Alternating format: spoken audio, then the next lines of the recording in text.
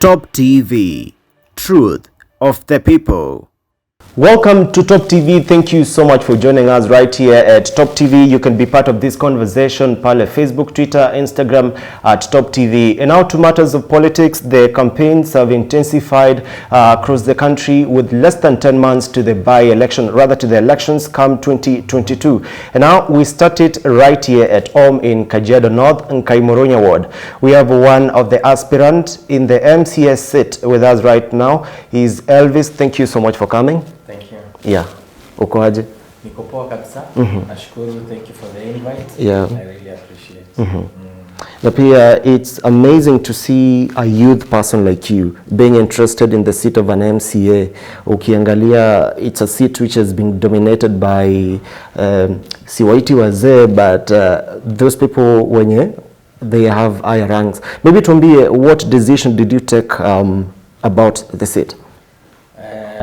First, it's good for you to know that this is my third time running for this seat. Yes. I started in 2013. Back then I was very young. In 2013, I came second with a difference of 84 votes. Same thing applied in 2017. I came second, and this time round I'm hopeful that I'm going to take the seat. Yeah. And maybe Elvis, the first time, the first hit you were the second hit you were the second as well, and now these are that hit. What makes you think maybe you'll be the best? First, you know, in politics, it's just like a real life situation. You have to change tactics. And I've been using the same road twice, and I believe it's now time is ripe for me to change, especially matters party. Yes, I've been with ODM all through, and I think this time round it's good for me to change the party. Yeah. So labda tupe clue, unaambia mwana youth watumie chama gani? Chama yenye iko, first it's good for me to say that I'm an ardent supporter of William Samoei Ruto, and I'm supporting him for the presidency, and if he's going to run with the UDA party, that's where I will be, but any party that is going to endorse, that's the party I'm going to vie with. Yeah, so I'm in UDA, in the Hustler Nation. Yeah. Yeah, na labda tuambie, you chose UDA party, and we have the Jubilee party na the handshake between Baba and Uhuru Kenyatta. Don't you think maybe you could change this later, because like Uhuru Kenyatta and Baba, they haven't said the real person whom they are putting on the seat. So what are your expectations? First, I'm not so much concerned with the politics up there. What I know for now is I'm supporting the deputy president, and even if he's going to vie or not, or whoever will vie, my main agenda is on the ground. So I'm just doing my own groundwork at the moment, and what will come up there, that's what we'll go with. But at the moment, I'm supporting the deputy president. Yes. Okay, that's great. Now, maybe tell us about a little bit of your background, contributions and achievements. First, I'm a politician. Yes, I've been a full-time politician since way back in 2010, and I've been really longing for this seat of the MCA, and currently I am also in the entertainment industry. I'm an MC. I do MCing, and also I have a company that deals with entertainment, sound, DJs and all that. So I'm also supporting youth employment in such sector. And also the other thing that I am is I'm also a musician, but professionally, not professionally, just by training. And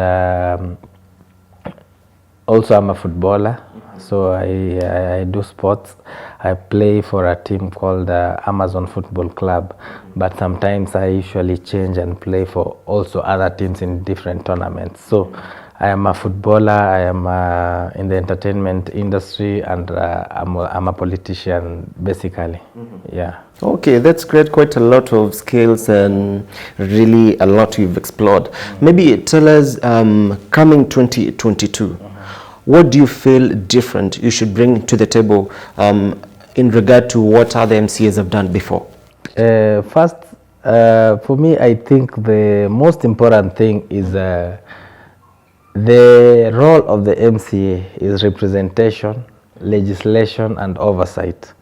You are going to the county assembly to represent your people, and also you're going to make county laws, and still you're going to oversight on projects that are happening, maybe the government projects in the county and also out of the county. And I believe if it's the people who elected you to that seat, then you should maintain your relationship with the people.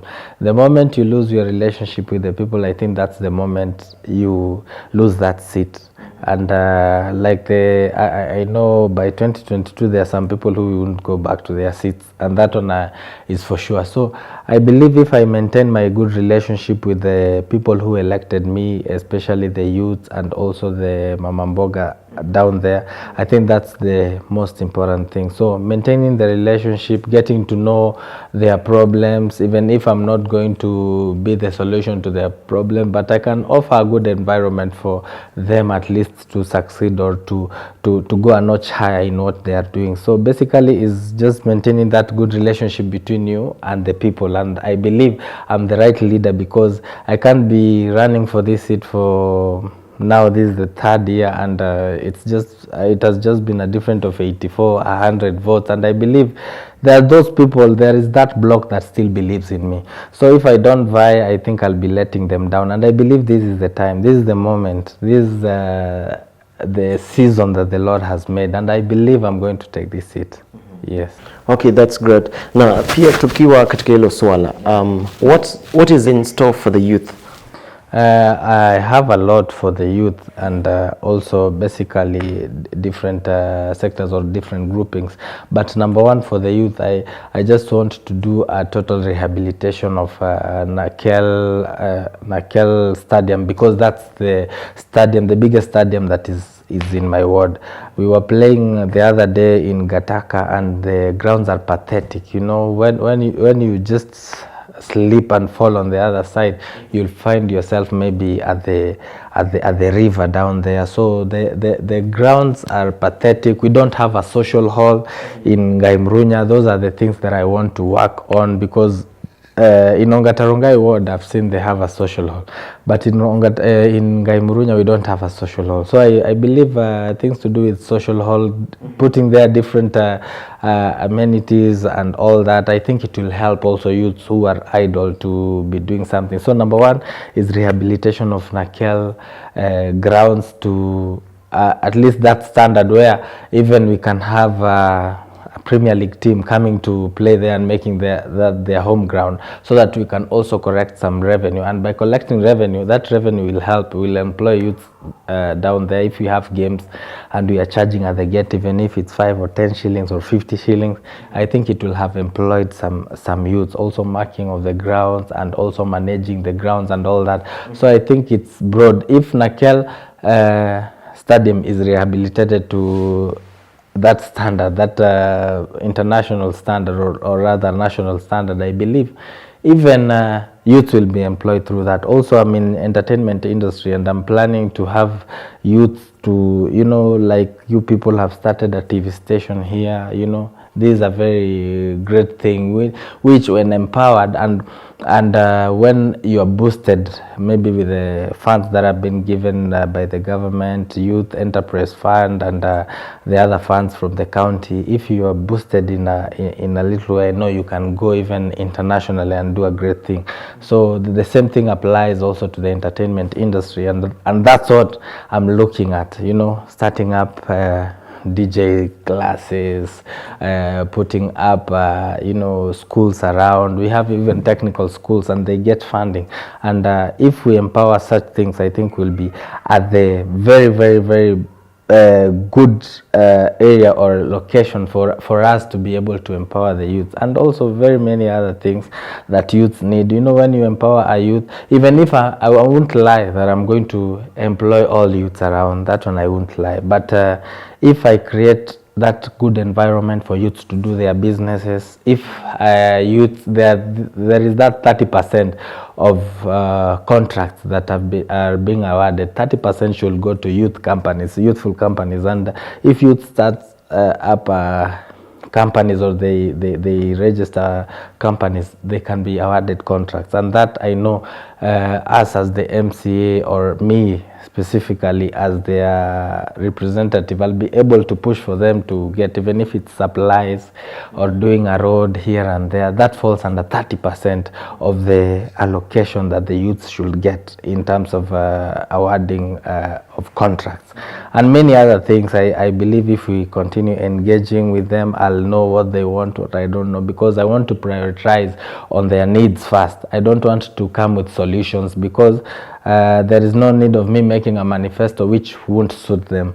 I might come with maybe, you know, a bursary fund, but what they want is to empower them to do business. They don't need that bursary. So I have to listen to them first. Also, I'm doing kikaos every now and then with the youth, and every time I'm campaigning on the ground, I'm trying to listen to them. As I get to know about them, they get to know about me, and we come to a common ground. So the youths are the problem and the youths are the solution. They have the problems they are facing, and they know the solution that they can be offered to that.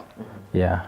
Wow, okay, that's great in table for us. So in terms of when for example we elect you, which things would you work on first in terms of improving our ward? Actually, I usually hear people saying in the next like 100 days, in the next like, but I won't go in that direction. I know how the government works, and if I say in the next like 100 days, this is what I'll work on, I'll be cheating my constituents. Because when we'll be elected, we will be in a financial year that has already been planned. So when you are elected, you find the government running. You're not coming to, so as from the next financial year, that's when I'll have powers to say, let's go for a public participation. Let me engage my youth. Let me engage my people in one way or another. Let me engage them so that I know their priorities in that ward. So I'm not going to say that I'll work on this, I'll work on this. I will be fitting into a financial year that was already decided by the former regime. So I don't have any powers to do. What I can promise is in the next 100 days I'll have called youth like barazas. We sit down and we know how we will work, how they are going to fit in the government at this lower level, so that we can work together. Because every ward is given in the last regime, it was given, they were being given 45 million for every ward for development and all that. In this regime, it was slashed to 35 million. So I'll have to sit with them before we go for public participation, so that at least we know what they want, what we can slot in. Because if it's 35 million, I believe like we can set like 30% of that 35 million to go to youthful projects. This other 70% to go to the projects, or to go to the development that touches on each and every person. Yeah. Okay, that is great. And now, since campaigns have started, how are you mobilizing your new voters and voters maybe that you expect you will vote you in? How are you doing it? Number one, there is an ongoing voter registration, so we are encouraging those who haven't registered yet to go to register at the 6 polling stations. But now the VR kits are mobile, so sometimes they are at Sokomjinga, sometimes they are at Gataka. The BVR are mobile, but the polling stations remain. So I'm mobilizing through my Facebook account, I'm mobilizing through my status, and also through SMSs and calling my people. And also I have a team in Gaimurunya ward that are helping me. My team, you know, from different areas I've zoned. We have Mea Road, Gataka, we have Kware, we have Mindika, we have Kimani Road. I have people in all these areas who are helping me at least to mobilize, and I believe they are reaching people, because I've been receiving some good reports, some people calling, inquiring if they want to change their votes. You know, Like there are some people who are being who are being transported from Gaimurunya to Karen Ward. They are being paid so that they can go and register from that area. And there are some people who are chased away, and they were almost being lynched for coming to mobilize people to take votes from the other side. And people like last Sunday we had a meeting, and with the people in Gaimurunya, I mean in Gataka. When you go to my Facebook, you'll see that.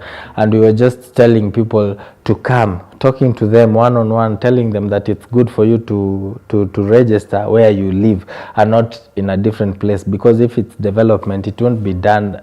Current ward fund won't be used in Gaimurunya. Sure. If it's development, it is Ngaimurunya's ward fund. If it's bursary, you might get bursary from the other side, but if you want development, you'll have to come to your place for the development. So that's what we are encouraging people, although it's becoming hard, because for the other wards, they are using money, you know, they are mobilizers, they are using money to mobilize people to pay for them so that they can take from the other side. But for us, we are just trying to talk to them and coming to a common ground why they should, and showing them the importance of taking their votes from this where they stay. So it has been a challenge, but we are still mobilizing. And I usually believe, you know, your votes are your votes. So what the Lord has planned for us, that's what will come through for us. So we can't also force.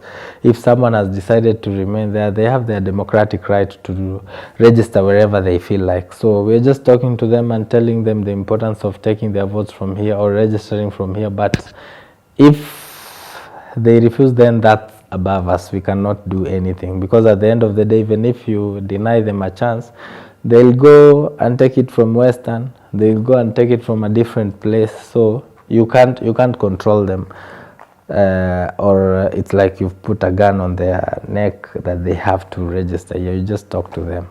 Yeah, but if they fail to, then that's their democratic right. You can't go past that.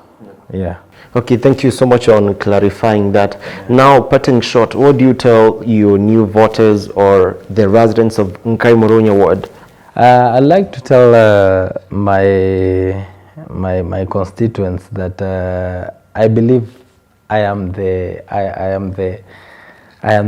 chosen one, and I'm the sent. And I've come to Ngaimurunya. This is my third time, and I believe I am the person the people have been waiting for.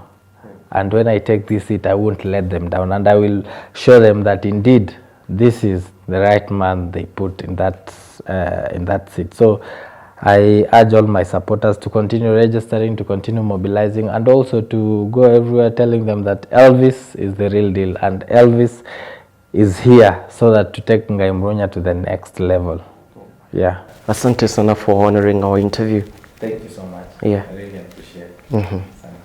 And thank you so much for being part of this conversation. Asante sana, all your comments coming in, we shall be reviewing them another time. And will you vote for him? That is all what you're going to decide in less than 10 months. Thank you for watching. This has been Top TV. My name is John Matava. Have yourself a lovely afternoon.